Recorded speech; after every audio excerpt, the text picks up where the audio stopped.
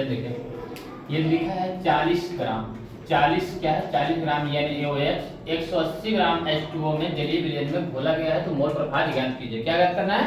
मोल प्रभाज। मोल प्रभाज का सूत्र क्या होता है? मोल प्रभाज का सूत्र हमारे पास लिखा हुआ है XA बराबर Na, XA बराबर Na और बटे में Na प्लस NB। इसके लिए हम सबसे पहले क्या ज्ञात करते हैं? हमारे पास लिखते हैं क्या? WA। जो विलेय होता है उसे हम क्या मानते हैं? WA। और जो विलायक होता है उसे क्या मानते हैं? WB। अब यहाँ से देखिए, जो हमारे पास जिसकी मात्रा कम हो उसे WA, जिसकी मात्रा अधिक हो उसे WB। तो यहाँ पे मात्रा किसकी कम है? 40 इसकी, और ये कितना है? 180। तो ये हमारे पास क्या है? भार है। क्या है? भार। अब दूसरा क्या है हमारे पास? अणु भार। अणु भार, अणु भार। अणु भार क्या होगा? NaOH का। NaOH का हम निकाल लेते हैं, जैसा कि हमारे पास यहाँ NaOH, Na का कितना होता है? 23, ऑक्सीजन का 16, हाइड्रोजन का 1, 6 3 9 1 10, 2 1 3 और हासिल 1 4। तो इसका मान भी क्या आएगा? अणु भार कितना? 40 ना।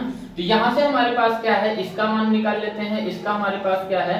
ये हमारे पास जलीय विलयन है। जलीय विलयन का मतलब ही क्या होता है? इसका भार फिक्स होता है H2O। H2 का मतलब 2, ऑक्सीजन का मतलब 16, 16 2 18। मतलब हमारे पास कह रहा है कि यहाँ से अब निकाल सकते हैं Na बराबर हमें निकालना क्या है? Na बराबर WA बटे में MA। यहाँ से हमें निकालना हो अगर NB बराबर NB, तो यहाँ निकालना क्या होगा? WB और बटे में MB। MB का मतलब क्या है? ये इसे हम M से प्रदर्शित करते हैं, इसे W से प्रदर्शित करते हैं, इसे W से प्रदर्शित करते हैं, इसे किससे? M से प्रदर्शित करते हैं। Na का मान हमारे पास प्राप्त हुआ, जैसे WA का मान कितना दिया है? 40, और यहाँ दिया क्या है? इसका भी Na का मान 40 एक कम 40, हमें ये प्राप्त हो गया Na। तो यहाँ Na बराबर कितना? Na बराबर 1, और यहाँ हमारे पास NB बराबर क्या होगा? यहाँ लिखा है हमारे पास कितना है? 180 और बटे में 18, 18 एक कम 18, 18 दम्मा 180। तो ये हमें प्राप्त हो गया। तो यहाँ XA का मान पूछा है। XA बराबर यहाँ सूत्र पे रखेंगे Na बटे में Na प्लस NB। यहाँ रखेंगे क्या? XA का मान, Na का मान कितना दिया है? Na का मान 1 दिया है। 1 बटे में कितना? 10 प्लस 1 कितना हो गया? 11। कितना हो गया? 11 और 1 बटे में 11। इसको हल करेंगे, आएगा कितना? 11 से हम भाग देंगे इसको, 11 से हम इसको भाग दे देते हैं। 11 जगह में 0, कितना आएगा? 1। यहाँ दशमलव लगाएंगे, फिर क्या लगाएंगे?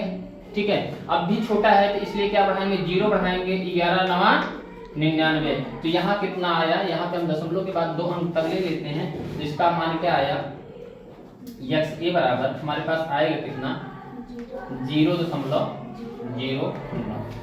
ठीक है, मोल प्रति मोल। ठीक है, चलिए इसके बाद का अगला सवाल है इसी टाइप का। अगला सवाल ये आप लोग के होमवर्क है। ठीक है, सवाल है 60 ग्राम यूरिया, 60 ग्राम यूरिया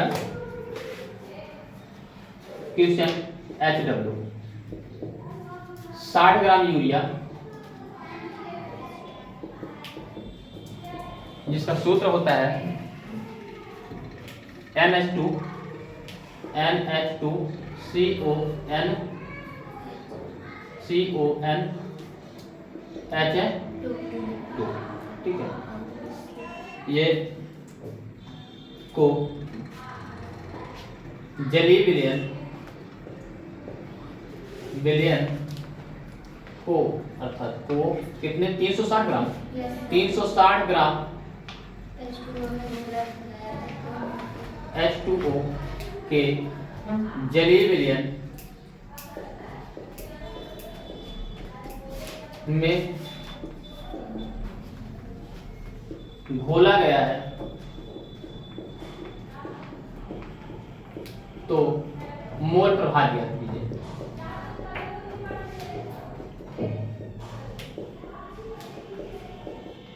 तो मोल प्रभाव 60 ग्राम यूरिया NH2CuNH2 को 360 ग्राम H2O जलीय विलयन में घोला गया है, तो मोल प्रभाव ज्ञात कीजिए। ठीक है, चलिए।